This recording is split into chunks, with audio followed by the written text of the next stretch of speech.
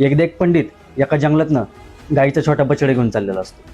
तर 6-7 चोर ते बघतात आणि ते ठरवतात की आता हा बछडा आपण हडप करू.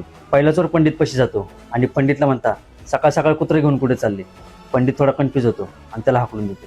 थोडं पुढे गेलं की दुसरा चोर पंडित पाशी जातो आणि पंडितला म्हणतं, तुम्ही कुत्रे फिरवायचं काम करता का. पंडित यावेळी सुद्धा चिडतो पण त्या चोराला हाकलून देतो. थोडं पुढे गेलं की तिसरा चोर पंडित पाशी जातो आणि पंडितला म्हणतं, तुमचं कुत्रं एकदम सुंदर दिसतंय. पंडित आता थोडा कन्फ्यूज होतो आणि त्या चोराला हाकलून देतो. थोडं पुढे गेलं की चौथा चोर पंडित पाशी जातो आणि म्हणतो, कुत्रं विकायला चालले का. पंडित यावेळी सुद्धा चिडतो. असं करत करत 5वा आणि 6वा चोर पंडित पाशी जातो आणि त्या बछड्याला कुत्रं म्हणतात.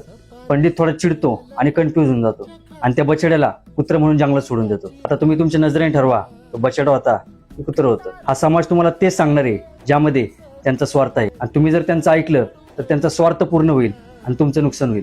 श्रीकृष्ण महाभारतात सांगतात, निर्मल इंद्रिय म्हणजे आपले डोळे साफ ठेवा, मग तुमचं जीवन, चरित्र, अस्तित्व आणि उद्देश्य हे तुम्ही तुमचं ठरवू शकता. हा समाज असा आहे, जर तुम्हाला एखादी गोष्ट मिळलीच तर तो समाज तुमच्याकडनं काढू सुद्धा शकतो.